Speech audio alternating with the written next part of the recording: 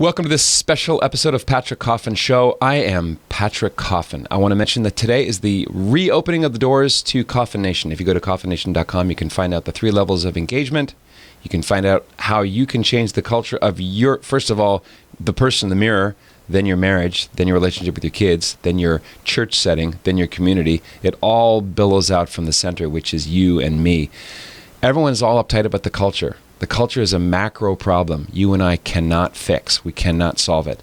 But if we start small and change the things that we can, as the Serenity Prayer says, we have a shot at the macro. But it all starts with you and I. So go to coffinnation.com. You can find out about the basic premium ambassador levels of engagement, what it involves. I'll just send you there, coffinnation.com. We only open the doors 3 times a year because, frankly, I don't like doing sales and marketing all day long. I like aiming for the wow factor for my members. So coffinnation.com. Today we're going to talk about beliefs. Where do beliefs come from? What are beliefs? How do they differ from thoughts? How much of our belief system is actually an invisible script we don't even challenge? In what ways are we limiting the things we could be doing, the people we could be reaching out to with value, with all our help, all the things that we can do, and how much of our beliefs limit that? There's a conference coming up this coming September, and it's run by someone I've learned a ton from, Cliff Ravenscraft. I'm so happy that Cliff Ravenscraft is our guest on this episode of the show. He'll be here in about 2.5 seconds. Don't go away.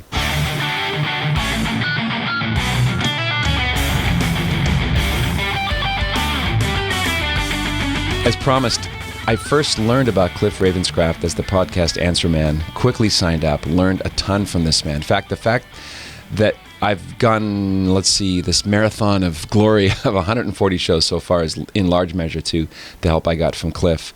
And Cliff's been a life coach and a mentor. You've probably heard of names like John Lee Dumas, Amy Porterfield, Pat Flynn. There's a whole cast of characters that Cliff has helped go from 0 to 1 and engage the whole world really with the podcast movement. And so, freeing the dream, we'll get to that very shortly. I welcome Cliff Ravenscraft. Hey, Cliff. Patrick, thank you so much for the honor here, and congratulations on over 140 episodes of influence and impact through audio podcasting. I love it. Well, thanks. You make your first episode the best that you can, then you realize, I got to do a second one.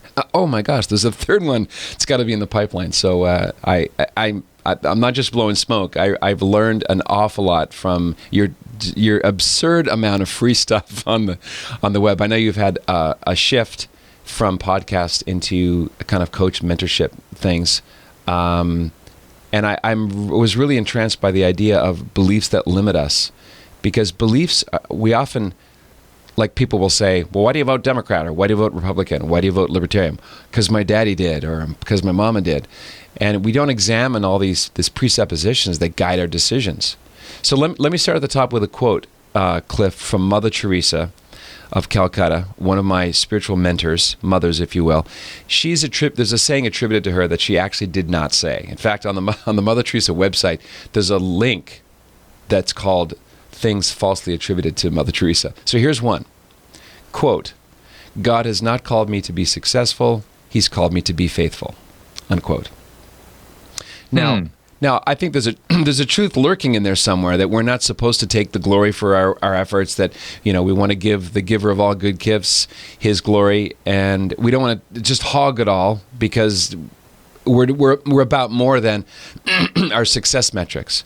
But what bugs me about it, and I'm glad she actually did not say it, is that what's wrong with being successful? Why is our standard so low that we don't even want to admit that we have been successful or we want to be? That somehow there's like a false notion of that this offends humility. I'm sure you've dealt with this, maybe with yourself or with your clients.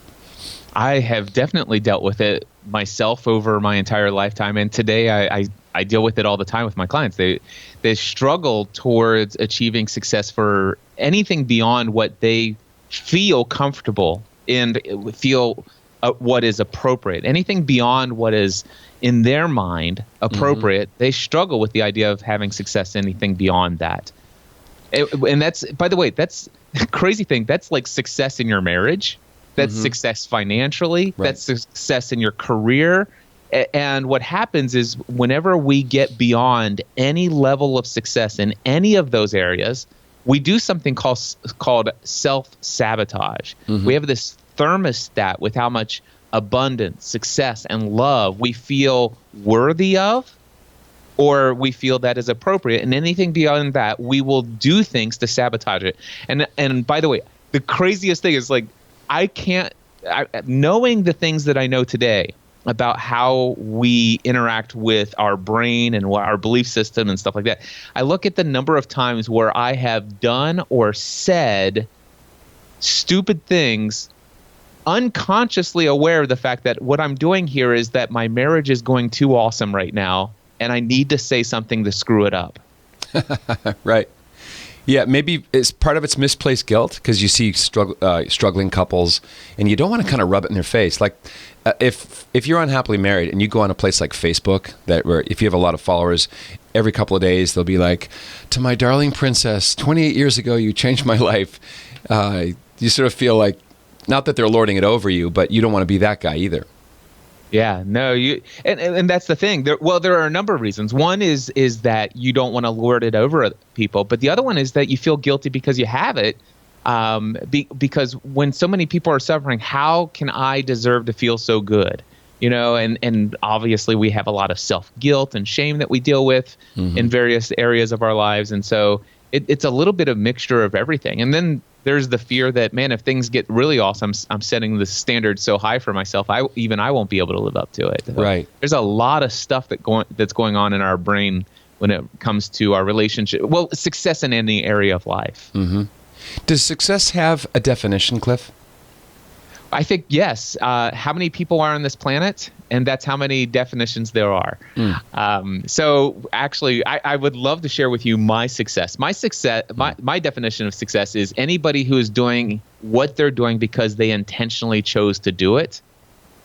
That, for me, is success. Another definition of success is any day I wake up and I'm not 6 feet underground. Right. That's small. success. That's not even a small win. That's a big win. It's a big win.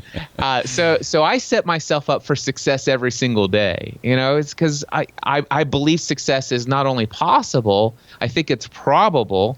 And because of the standard I set for success, I've come to the place where I'm okay with it. I like it.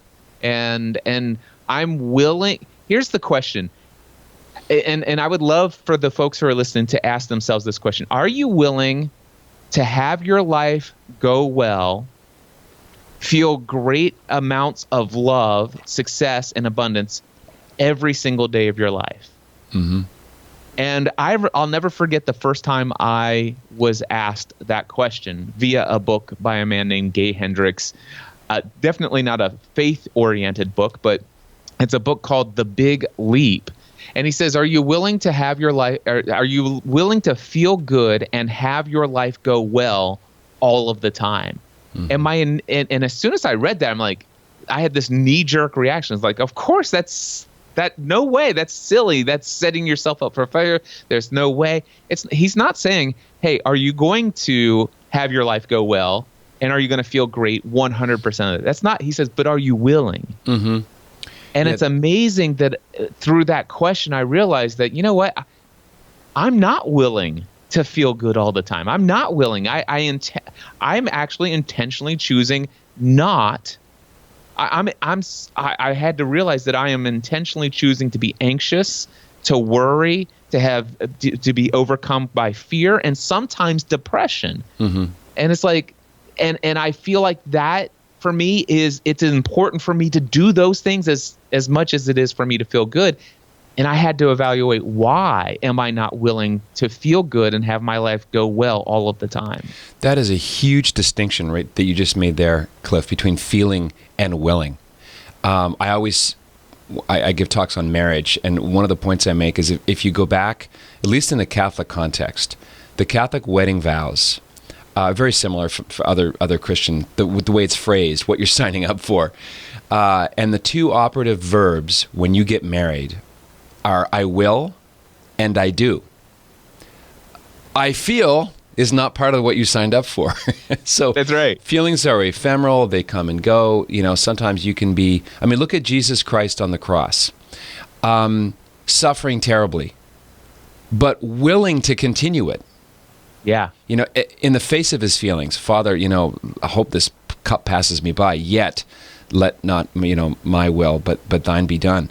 I think there's a lesson there too about the stick-to-itiveness, that sometimes the things that you're doing involve discomfort. You're out of that zone where you're in the magic chair. I call it reading a magazine on a hammock, listening to Perry Como. There's just your comfort zone. Sometimes the real growth happens when those good feelings are quite absent, and you're in a state where you don't know what implication your next decision is going to bring, but you have to keep going. I think people they just settle for a soft successophobia. They think, well, what would happen if I doubled my income? What if I tripled my income? Just to speak in financial terms, what if my marriage went from a 9 to an 11, and I'd have to talk about how happy I am. We don't naturally work in that mode, do we? We tend to be more dour. We tend to be more self-limiting. You mentioned self-sabotage. That's an interesting phrase, because the person being sabotaged is you, and the saboteur is you. Yeah. Yeah, it is. It's ironic that we deal with this, but it is something that I think we all deal with. And one of the things that I've learned is that I look in Scripture and I can't find where God wants us to suffer. I really don't. Now, it's not that He causes suffering. I don't know that I've heard people say, well, He just allows us to suffer. The thing is, I don't think it's His will for us to suffer at all. And when I look at Scripture and He says, hey, be anxious about nothing. Don't worry about anything. Be joyful always. That's in all circumstances, but that includes the terrible stuff. It's like, hey, he says, I want you to be joyful always. In all things, give thanks. Be grateful. And have a heart of gratitude, a thankfulness. And when I think about that, that's the life that I believe our Father desires for us. Why can't we desire that for ourselves? Where does that come in? Yeah, I'm thinking there's a classic distinction, and I don't think this is peculiarly Catholic, and that's the difference between what God ordains and what God permits. So His ordaining will is peace, love, joy, eternal bliss, the beatific vision. I have, John 10:10, I come that they might have life and have it more abundantly. And then God allows things to happen. My wife and I lost a baby girl 7 years ago. Walk into a burn unit, right? The headlines are filled with terrible things that obviously God knows about it. They're not a surprise to Him. And yet those were not His intentions for us. There's some mystery of sin there that we'll never figure out in this life, I don't think. But I think part of the challenge here is incorporating God's dream for us and making it ours. I mean, I don't know if you have kids, but I'm a father, and I want them to be so happy. I want them to want what I want for them. Not in the particulars, but in a general way. And sometimes I think being a biological father can be a great analog to understand how God views us as children. There's only so much you can control in this life, right? But one of the things you can control is your decision about what just happened. There's a phrase, happiness is an inside job. There's many ways to say it.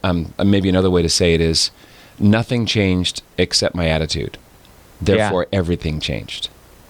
And that's the thing. One of the things that I have discovered, and I remember hearing this quote we have the life today that we deserve.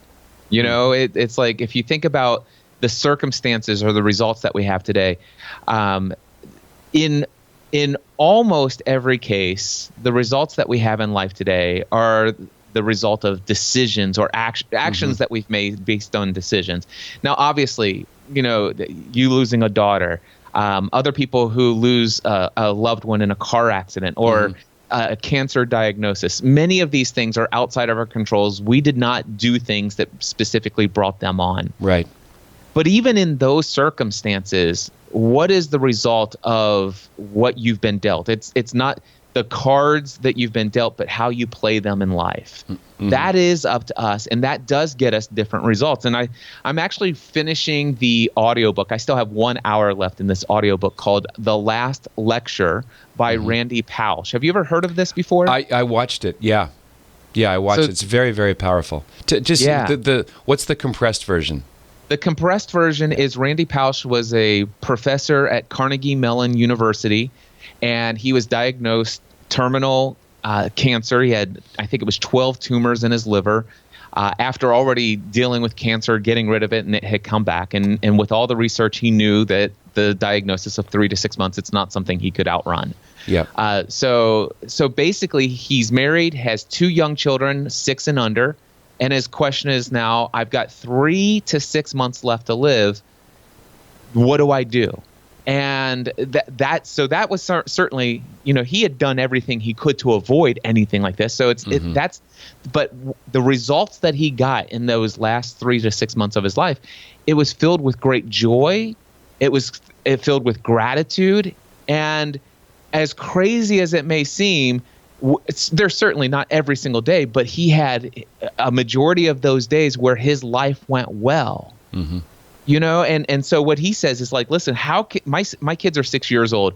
I can't remember hardly any conversations that I ever had with my dad or my mom when I was 6. So how do I communicate to my kids? And he's like, one thing that I do is I give lectures. And so he did what he had as his ability. He says, listen, there's this lecture series at Carnegie Mellon.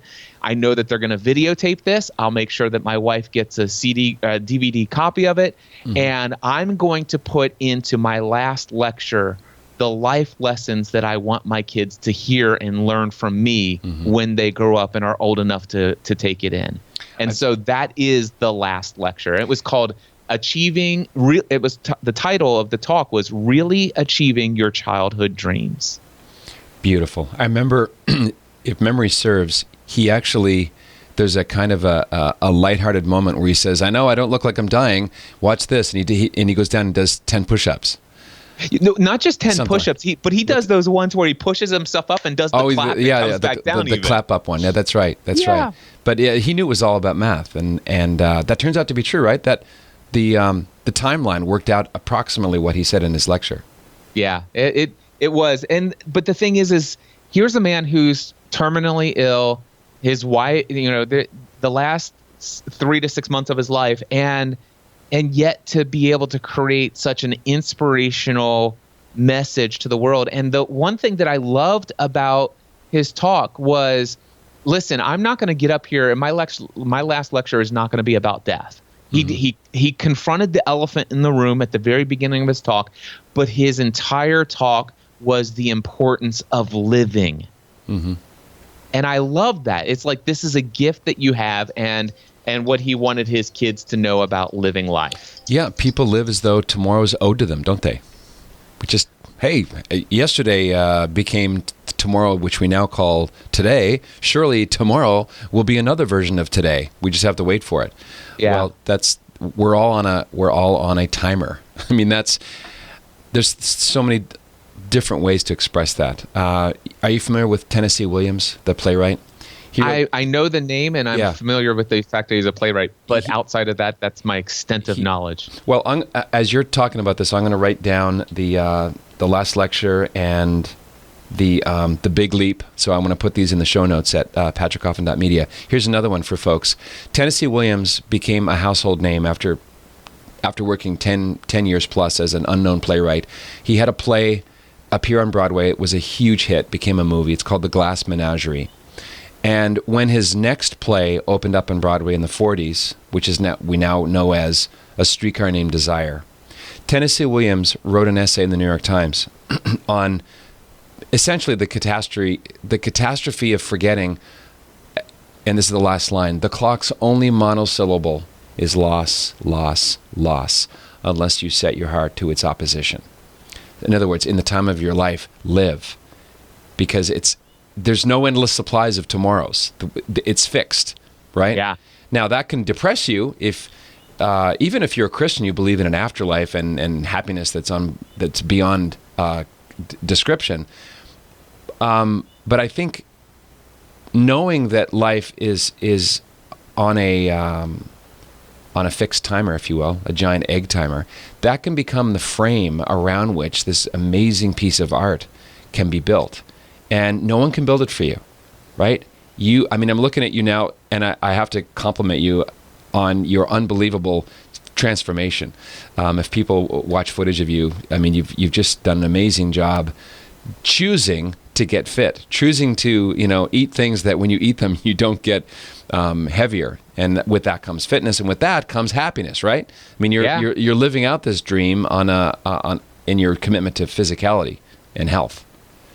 Well, thank you. And that's actually a part of why I feel so bold about, or feel so called to help people in the areas that I'm helping them today. It's why I left the podcast Answer Man business behind, even though that was extremely wildly profitable. Mm-hmm. My story is that I had created a podcast as a hobby, always having a calling in my life. I felt like God wanted me to devote myself to serving others through ministry work. That's kind of the direction I felt called to do. And here I was, an insurance agent in Northern Kentucky. I'm podcasting as a hobby. All of a sudden, just through a wild series of circumstances, this does not happen for everyone. Patrick will tell you. I was not a former personality by any stretch of the imagination, and I create a podcast, and within 3 months, I have 60,000 subscribers around the world. Amazing. And so as a result of that, I'm getting all these emails from people saying, man, the stuff that you and your wife are creating in this podcast is really impacting my life. Can I ask you some questions? And I'm like, man, I feel like I have more ministry through this podcasting stuff than in the pulpit on Sunday. These people are taking my advice and running with it. These people over here, there's like, pat me on the back. Good sermon today, Cliff. And then they go on and things are unchanged. It's like, man. And so I felt like, okay, I wonder what life would be like if I could find some way to make a living from podcasting so that I could free myself up to respond to all these people around the world and create more content. And so I did that. And Patrick, what happened was, without having any business experience, I had lived an entire lifetime as an employee. I found a way to profitably build and grow a business through lots of trial and tons of error. Mm-hmm. I learned a lot of valuable, difficult lessons along the way, but eventually I grew a very profitable business. And I got to the place where tons of my mentors were inviting me to speak at their conferences. Like New York Times bestselling author Michael Hyatt wrote this book called Platform, How to Get Noticed in a Noisy World. Great book. I spoke at every single one of his platform conferences. And the wild thing is that I'm sitting there on stage, and Michael says, Cliff, I want you to come in, and these people are trying to build a platform for themselves. They're trying to get noticed in a noisy world, and I want you to come and tell them why they must create a podcast and how to do it. Mm-hmm. And so I was hired by Michael to speak at his events on this topic, which was great for my business, but terrible for me personally. Why? Why was it terrible for you personally, surrounded by all this goodness? It was surrounded by all this goodness. The reality is that here's my calling. This is something I knew for a fact. What has God called me to do through all of this work that I'm doing? He wants me to create content that encourages, entertains, encourages, educates, and inspires. Mm-hmm. These are the four things that God, but specifically why? Or in what way? Well, first of all, to share my experiences, the things that I'm learning, the successes and failures, everything, all the decisions I'm making, the thinking behind it, just authentically, transparently sharing it all, what I'm learning, with the hope that it will entertain, educate, encourage, and inspire other people to live the lives for which they were created. That's been my mission since all the way going back to the very beginning of my very first few episodes of my podcast. Mm-hmm. I want to inspire and motivate people to live the lives that they were created to live. Here's the thing, though. I'm a 267-pound guy on stage. Mm-hmm. And I can tell you right now, Patrick, I don't mean to fat shame or anything, but what I can tell you is I lived a majority of my life as an obese human being, and I know for a fact God did not create me to live in a nearly 300-pound body. Right. I was experiencing all sorts of physical ailments, tons of symptoms that would typically be related to type 2 diabetes and all that stuff. I had family history that genetics weren't in my favor, so I had lots of issues. And the why it wasn't so great for me was there were two things. It all changed for me November 14th, 2014. I got up that morning. It was Colorado Springs, Colorado, Platform University, or Platform Conference. 2 weeks earlier, I went to Men's Warehouse and bought a brand new suit because I couldn't fit into the ones that I had previously. 2 weeks afterwards, I'm in Colorado Springs, and that morning I put on my suit and I put on my coat, and the button flew off of the coat when I went to, because I had gained so much more weight in 2 weeks that the custom fit coat no longer fit. And so I'm feeling miserable inside. Now, the thing is I've learned a lot about the reality is I chose to feel miserable. But the reason why I felt miserable is because of the lack of integrity with who I knew God created me to be. And here's what really put me over the edge. Afterwards, I had gotten to the place where after I finished speaking at an event like this, I have about 80 people standing in line to talk to me afterwards. Cliff, you've inspired me. I can't begin to tell you how much I love your podcast. I want to be I'm paraphrasing. I want to be just like you. I want to do what you've done. Yeah. And I'm like, man, no. If you only knew, seriously. And the reality is people want to work just as hard as I do. They want to put off their health and physical fitness and work, 16, 18-hour days. And the reality is I was not living the life that I was created to live. I've done many things that God called me to do, but losing sight of some of the other very important aspects of my life, such as how I was as a husband, how I was as a father, and how I was as a physically fit human being, or the lack thereof. Those were areas of my life I was not proud of. And it's like I felt like a fraud. I was going to say, not that you were, but did you feel totally phony? Living on the one hand, you've got stage presence and the show. On the other hand, you're looking at the same person in the mirror and nothing's changing. And you want those two, the ideal you and the real one, to merge. Here's the thing. I don't feel like I was ever a fraud because I was always very transparent and authentic about all of this stuff. I've always been that guy. The only thing is, though, is that it's easy to hide behind a microphone. You and I are on Skype right now. I have no idea if you're recording video of this and whatever. But the reality is for most of my career, I'm a voice behind a microphone. Yeah. And so therefore, I never really gave much thought to my physical appearance.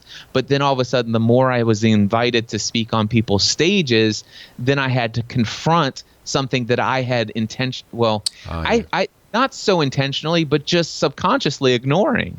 Yeah, that makes sense. So the curtains pulled back. Hey, this is me. That I'm not just a discarnate voice. I have a body and I have a personality, and you can shake my hand, kind of thing. Yeah, and so the thing is I know God gave me a voice to inspire people, but what happened back in 2014, and it was it was years of progress towards it. I'd had a weight loss up and down journey for many years prior to it, but 2014 I nipped it in the bud, I believe.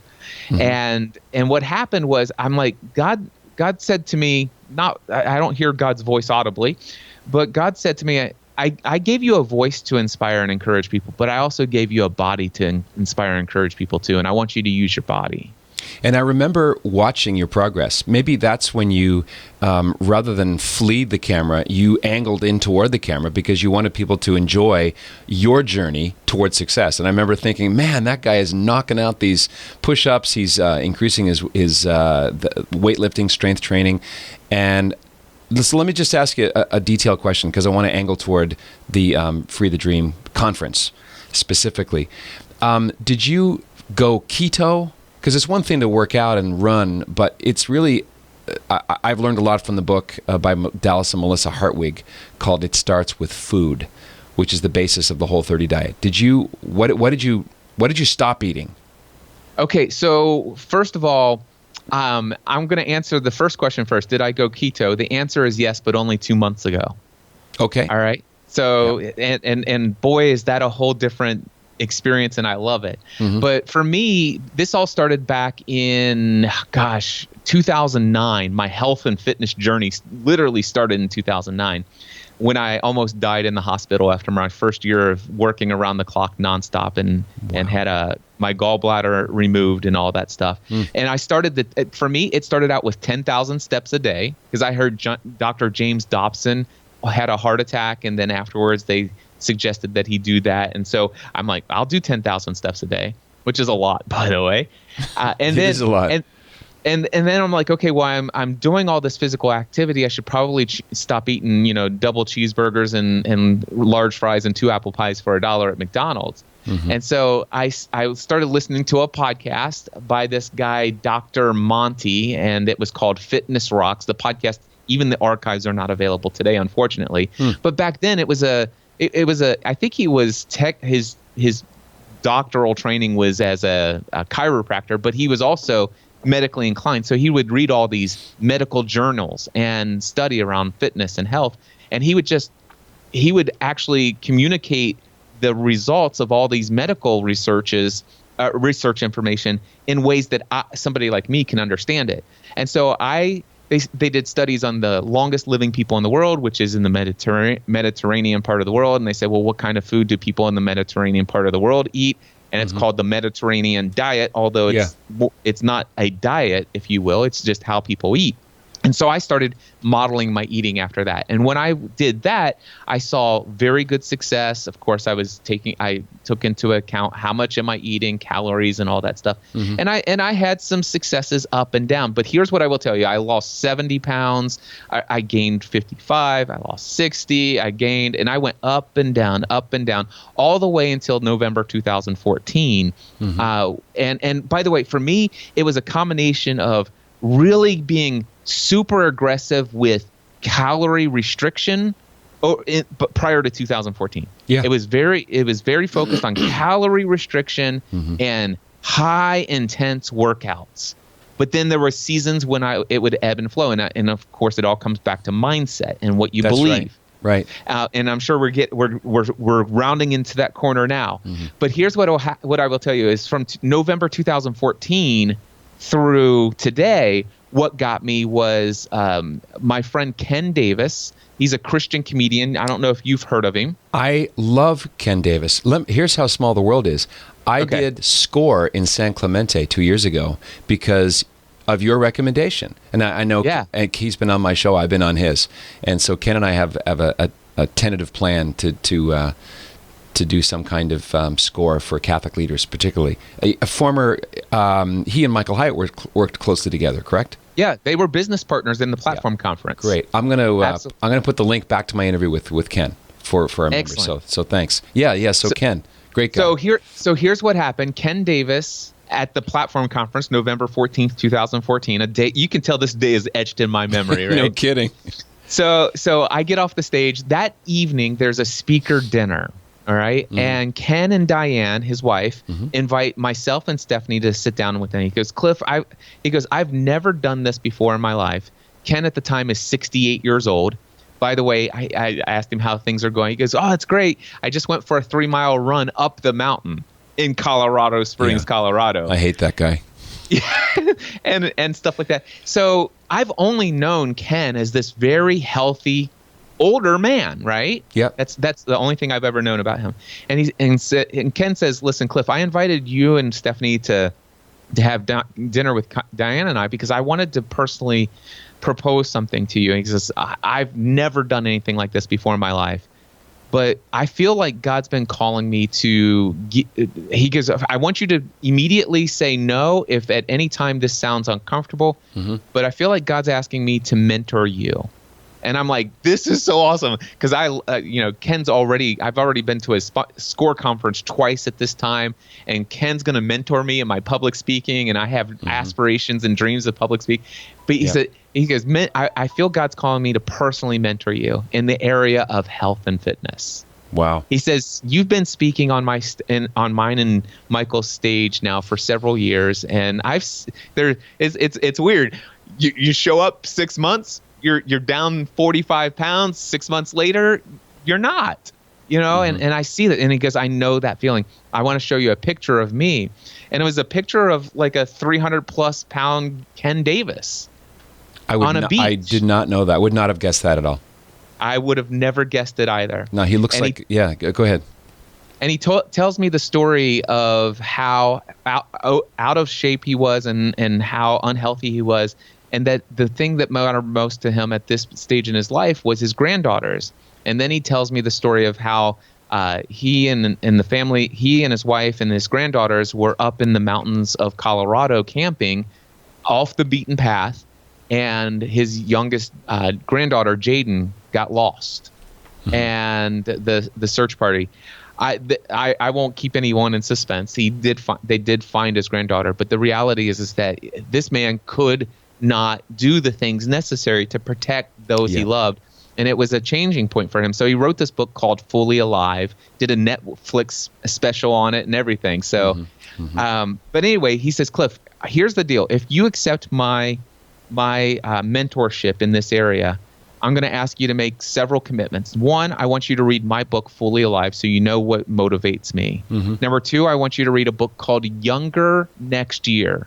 And I don't have the names of those authors, but it's a co-authored book. Younger Next Year?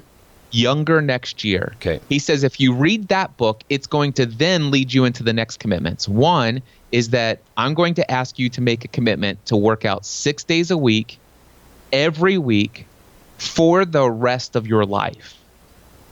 And then the next commitment on top of that is that 2 to 3 days a week of that will be strength training. You will lift heavy stuff. All right. Yep. And then he said, and then the final commitment is that 6 months from today, there is a sprint triathlon in Nashville that I'm running, and that I'm going to do, and I want you to do the triathlon with me. And he says, what was the time gap between him saying that and the date of the triathlon? It was 6 months. 6 months. Okay. 6 months. So I had 6 months to prepare myself to where I could do a sprint triathlon without dying. And so I sit there, I said, Ken, do you mind if I pray about this and get back to you? And he said, absolutely. In about 30 seconds, I said, Ken, I'm in. I thought you were going to ask for a 6 month biblical extendo prayer discernment time. Yeah. I had already been praying. I Sure. said, God, is there? I've been on a fitness journey, and I don't know what it is that I need. But if there's somebody that I need to talk to, I'm ready. As soon as that button popped off, I'm done. You know, it's like I'm sick of this. And you didn't have to go cap in hand to Ken Davis. He asked you. That's me. The providence part. The same day. Same day. And that day was the day my life changed forever. And so to answer your question, how did I get here? It's 6 days a week, working out every week. I have not, with the exception of like the doctor says, Cliff, you've got bronchitis. You probably need to take 2 or 3 days off. Yeah. That's happened twice in the last, 4 years, 5 years now. But the thing is I work out 6 days a week, every week. And I will tell you that I was I had gone back to eating healthier, more towards the Mediterranean style stuff. Yep. While but the thing is, my commitment was always, I'll work out 6 days a week, every week. The thing is my commitment to eating healthy was just something that I said, I'll eat healthy, except for when I'm not eating healthy. And then I'll just go work out for 3 hours to burn off the, pint of ice cream that I ate the night before, or the bag of potato chips. Yeah. And I would have an up and down commitment on the food side, but the workouts would always take care of that. Yeah.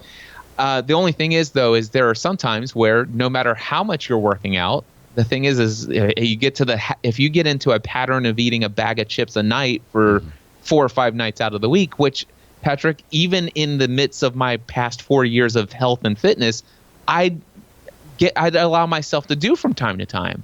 I realized, man, hold on. I'm losing my focus on the things that I need to be focused on. This is not how I've been created to eat. This is not healthy for me. Yep. And I'm like, I've got to do something about this. And then Michael Hyatt texts me. He says, Cliff, I heard your podcast episode where it was called It's Confession Time. He goes, have you ever thought about doing keto? And I'm like, I've heard about keto. I've done the intermittent fasting thing. I've never been full blown. He goes, I think you ought to give it a try. And 2 months ago, I told Stephanie that Michael had said that, and she goes, well, we can try anything for 30 days. So we made a 30-day commitment, and I could look here, but I'm on probably month 2.5 on keto, and I don't plan on ever going back. It has been a total game changer for me. I love being on the ketogenic diet. Yeah, that's a whole other topic. High fat, low sugar, low carb. My wife and I did the Whole30 diet. I lost 22 pounds in 30 days without even trying. And halfway through, I want to angle to the dream, because it all organically ties in. But I felt a little bit like I was never a drug taker. I've never taken. I tried weed when I was like 15 or something. I felt buzzed just healthiness halfway through. After 2 weeks getting rid of the carb detox, no more deep dish pizza, no more beer, no more chips. I woke up like that. I've had gastrointestinal, reflux disorder, GERD, gone. It's never returned. Just little things. And I thought, man, this could be a terrific lifestyle. The difference, it sounds to me, tell me if I'm summarizing it correctly, when you were ballooning up and losing and on that roller coaster of health and letting yourself go and then getting back on the wagon, was the missing link the will to continually do the right thing? You were still rooted in feelings rather than that commitment, irrespective of your feelings. Yeah, see, and it all comes down to the questions that you kind of alluded to. What is a belief? And it came down to what my beliefs were. And I did not. It took me a long time to discover this. By the way, one of the things that got me to stick to this thing at the beginning in 2014 is I loved the commitment that I made. I will work out 6 days a week every week. But here's what got me for the rest of my life. Yeah. See, I'd never made a commitment like that before. It's like, I'm going to lose so much weight. And then once you lose weight, okay, now what? Right. But the thing is there are a couple things that I used to trick myself. Number one, I made a commitment, not only I made a commitment to myself, but I made a commitment to Ken Davis, who I looked up to and respected very highly. I didn't want to have him let me down, or I didn't want to let him down. Yep. And so I had that motivation. But the other thing is I told the entire world. I mean, in social media, I told tens of thousands of people daily, I'm working out 6 days a week, every week for the rest of my life. Yeah. And I'm showing up, and that gave me what we call leverage that says, man, Cliff says he's going to do this. Now, if Cliff says he's going to do something, is he the type of guy who does what he says he's going to do? Yeah. And see, I've always been very careful about what I'm committing to publicly. And when I commit to something, then I do it. But once I've achieved it, then, well, all bets are off. And that's some of that was, I'm going to lose 60 pounds. Okay, I lost 60 pounds. Now what? All right. Right. When there's I'm going to do this for the rest of my life. Well, guess what? I've got until I die to pull this off. There is no end. So I kind of like that. There was a little bit of that. But the other thing that I realized is there was something about there's in practical psychology, there's this saying that the greatest force in the human personality is to remain consistent with who you believe you are. And what that meant for me personally is that I had lived most from my late teens all the way up until November 2014 as an obese human being. That's just the your default self-assessment.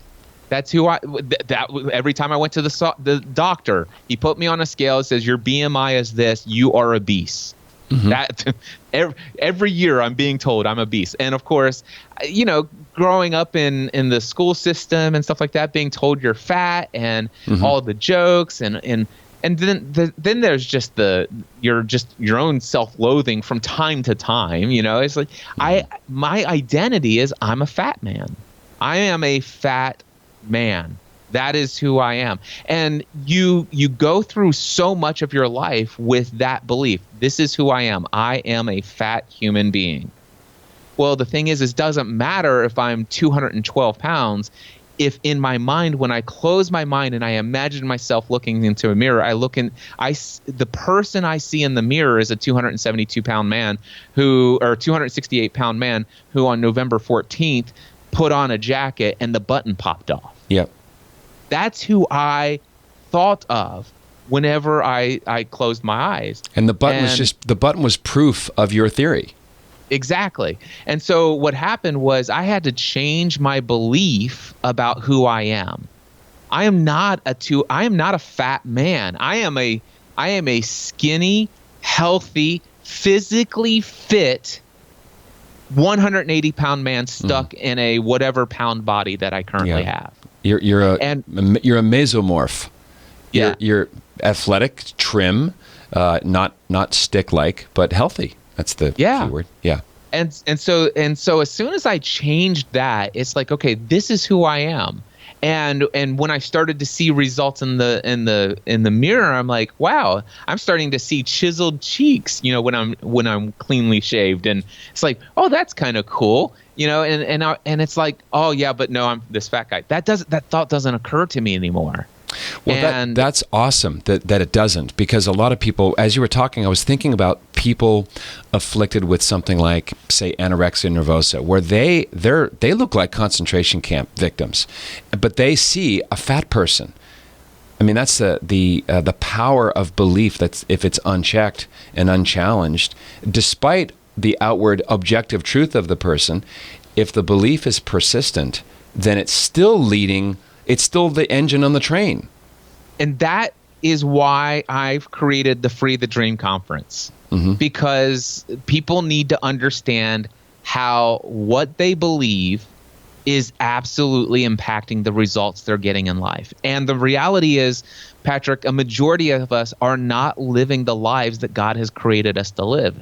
And they don't understand why they're not getting different results. They keep setting goals, New Year's resolutions. They give up things for Lent for a period of time, but they seem to. It seems that in most areas of our lives where we feel like there needs to be some sort of behavioral change, I need some kind of different action in my life to really pursue what I feel God's calling me to live out in my life. But they can't figure out why they're doing it, and it has to do with what I call the TEAR formula. TEAR. And it's this formula. It's not a mathematical formula, by the way, because I'm not great at math. But it is a formula that will either lead you to tears of joy, tears of awe, inspiration, or tears of sadness, sorrow, depression, or whatever the case may be. And it's this: T plus E leads to A equals R. All right. Okay. So think about this. Let's go with my results physically. November 14th, 2014, button pops off the jacket that I had just had custom fit 2 weeks earlier. That's my result. All right. What equals the result? So A equals R. Actions. I eat lots of extra food. Stop by, get up in the morning, stop by the McDonald's, get 2 sausage biscuits, and 2 hash browns, and wash it down with the Diet Coke. Lunch, let's go through that same drive-through and get 2 double cheeseburgers, super extra large fry, 2 apple pies for $1. Let's go. I mean, I just like the action after action after action. And what causes that? So what causes the actions is the T plus E. So T plus E leads to the action. And T plus E is what we call our belief system. And that's our thoughts and our emotions. Thoughts and emotions. And so the question I love that you asked before, what is a belief? And I had gone more than 40 years of my life without ever knowing what a belief was. I mean, I knew it in context. I could tell you, I believe this. But what is a belief? A belief, by the way, is not a fact. A belief is not an objective truth. It blew my mind, Patrick, to learn that a belief is nothing more than a thought that we feel certain is true. Yeah, that's brilliant. That's different from having a direct knowledge of what is objectively so. A belief is not necessarily lined up with that. Yeah. Yeah. So for me, what happened was I had all sorts of beliefs. I believe, why bother? I'm a fat person. I've got some family history. I've got all of this. And because of the beliefs that I had, it's too hard. I've tried this. I just gain it all back. All of these beliefs lead me to make decisions that lead to the actions of overeating Yeah, that's and brilliant. giving up. And why bother? And it wasn't until I changed the belief that, wait a second, sure, I have a history of going back, but there's certain people out there who have successfully been able to drop the weight and keep it off for decades. Yeah.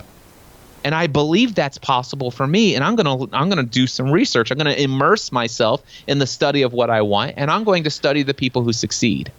Try this on for size. I'm a really big fan of etymology. I love studying word origins. The origin of belief is a Middle English word, baleof, which is where we get the word beloved. And this ties in with there's a Latin phrase from St. Augustine, amor pondus meum. Love is my weight. So if you, and by love he doesn't mean romantic love. It's the thing you desire the most deeply, the thing you cherish, the thing you are most committed to. That's your weight. And in your case, your weight, I mean, literally it was your weight, but you thought this is my default. I can't break this template because I've got a track record of years and years of losing and gaining. And maybe going back in your own history, Cliff, you were in a family business. You were an employee. You're an insurance man. Who do you think you are to break out of that with its tried and true terra firma, right? The regular, predictable life that's worked for generations. And it all hinged on your decision to challenge your basic belief. Absolutely. Maybe I don't have to keep rewriting the script. Maybe I'm supposed to follow what my tribe members, to use a Stu McLaren term, what they're telling me. And they're telling you, Cliff, we're learning so much from your transparency, the fact that you're putting all your problems in the front of the store, right? People relate to that. And voila, your changed beliefs changed the course of your life. And here we are having this conversation about the Save the Dream Conference, which, by the way, I want to mention and recommend people go to the website. Website's very complicated. Boy, if you have a pen and sit down, because this is very, very complex. freethedreamconference.com. freethedreamconference.com. September 13th through 15th. What will people find when they walk through the doors? Maybe a little bit nervous about what it all implies. Oh, first of all, you're going to immediately feel a part of a family that you're going to feel more at home with people in this conference than you've ever felt before. From the first moment you shake somebody's hand, this is unlike any other experience. There are going to be people there that have just as many fears as you do. There's going to be a number of people there that have come to Free the Dream that, quite frankly, they're like, I don't even know if I have a dream. And then there are going to be the people who have a dream, but they're afraid of what life is going to be like and what might be required of them if they actually achieve their dreams.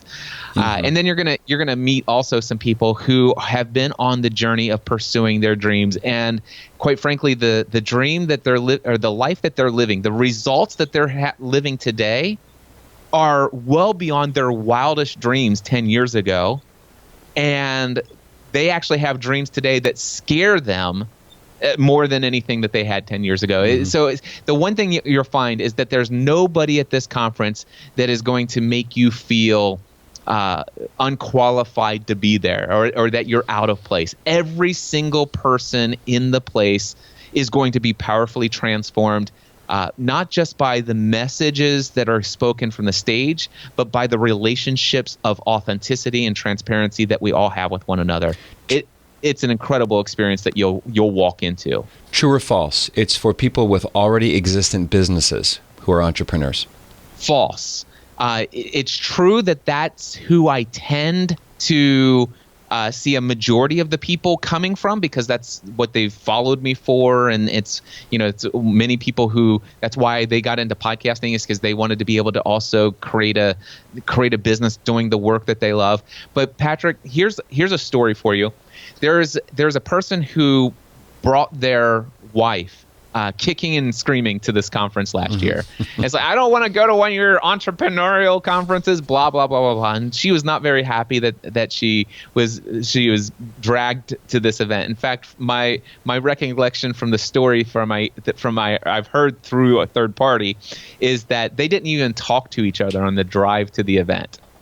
But halfway through the conference, right after my wife got on stage and started speaking about her journey, her side of the journey, and this woman came up with tears in her eyes. She goes, I never realized that my dreams were important. I've always invested my life in the dreams of my husband and the dreams of my kids, that I've completely given up on this idea of dreaming for myself. And what's happened in her life and in their marriage as a result of her just being encouraged to dream once again has been life-changing. There were people who brought their teenage kids to this event that were just getting ready to go off to college. They're already experiencing a vastly different experience in their college days than what a typical freshman would experience as a result of their clarity about who they are and what direction they're going after. Not that they know everything that they need to know about themselves, but man, they're exploring things in ways that they never thought to explore them before. So this event is for anyone who today has results in life that are not in alignment with the true identity of who God created them to be. This family aspect is really powerful, because I'm seeing what you've built with the Dream Conference, with your own exit from your family business. When I'm sure you weren't depressed and unhappy. I'm sure it was a great job. You get to work with your closest family members and so on. But this Free the Dream idea enables parents and children to reset what it is that, let's say, from the point of view of the young person, what is it that you want?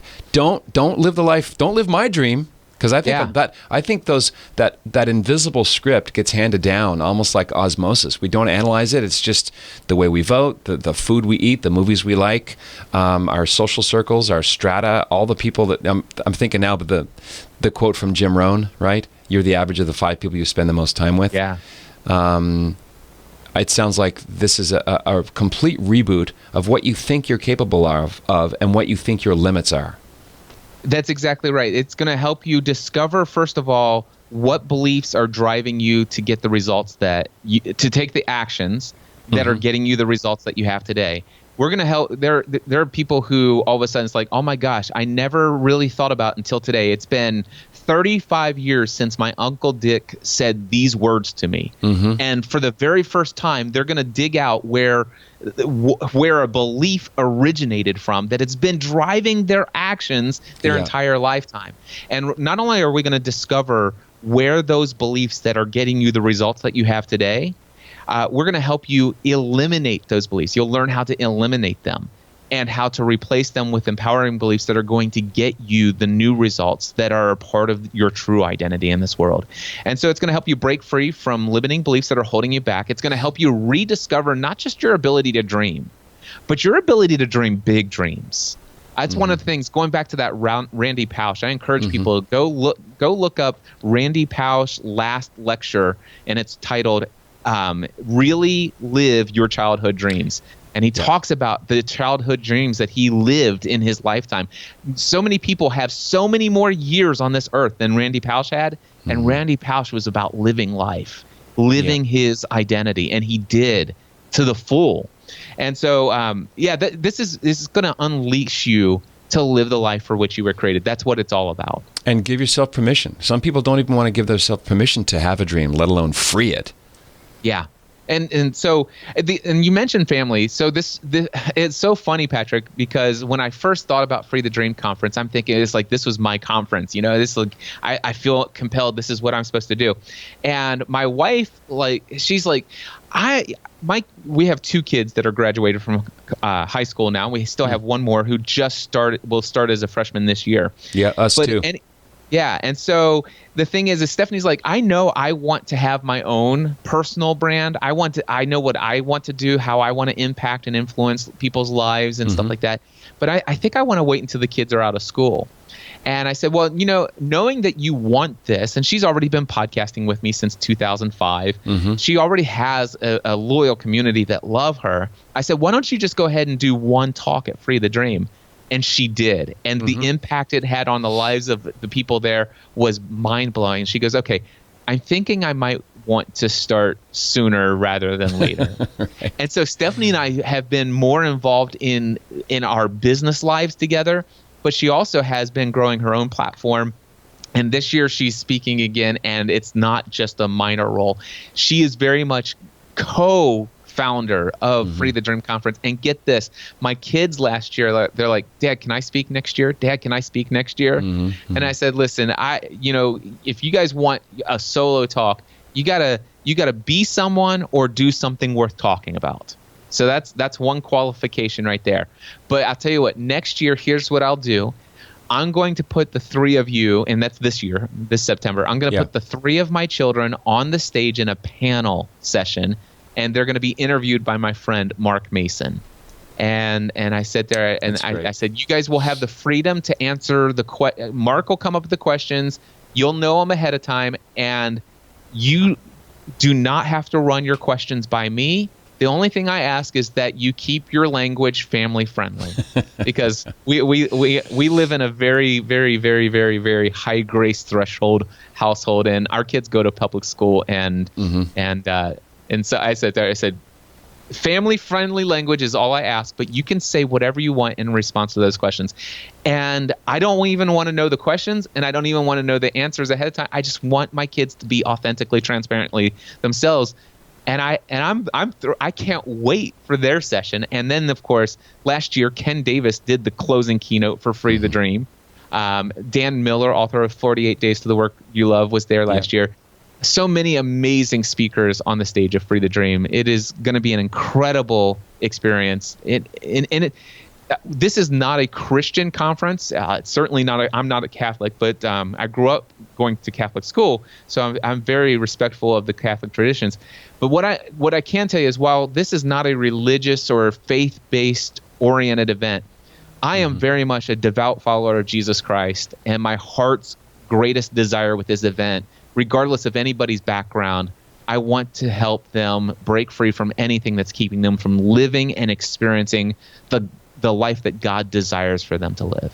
Well, maybe different teachings, but the same teacher. And everything you're saying, it perfectly coheres with what I'm trying to do with my show and rebuilding culture and fixing the DNA.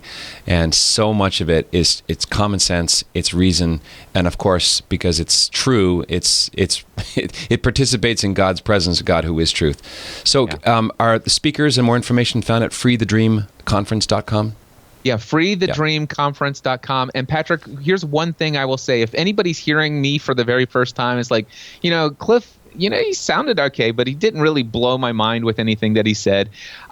I'm not sure that I'm going to go immediately sign up for his conference. The one thing I will say is, if anybody is even thinking about coming to Free the Dream Conference, and if you go to freethedreamconference.com and you don't immediately sign up, here's the one thing that I'll ask that you do.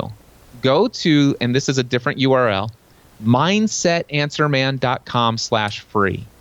Mindsetanswerman.com/free. There is a 1-hour talk there. It's absolutely free. It's the opening keynote address that I gave at Free the Dream 2018.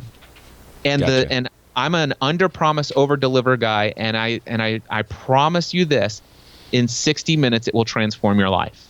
Yeah, well, I'm sort of still pinching myself a little bit that I'm interviewing you, Cliff. I think, was it 3,000 podcasts you've done?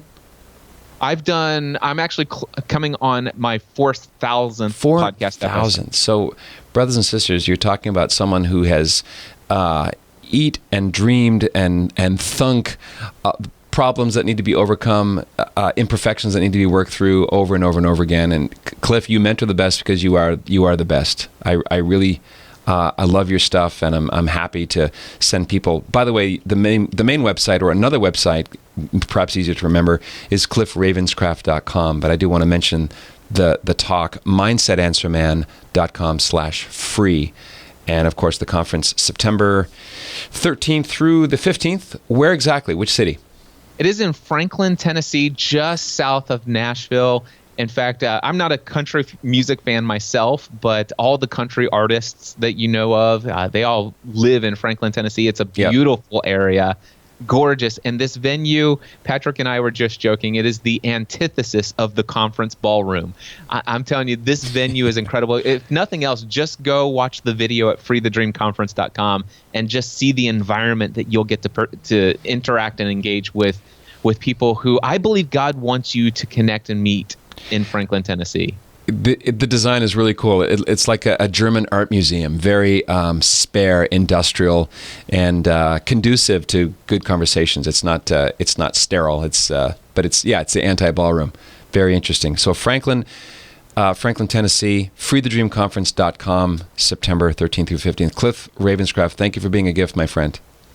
Patrick, I am so honored to know you, and I am thrilled and honored to be a guest on your show. Thank you so much, and I wish you great success on your next 140 some odd episodes of impacting and influencing the lives of people out there. Awesome. Thanks a lot.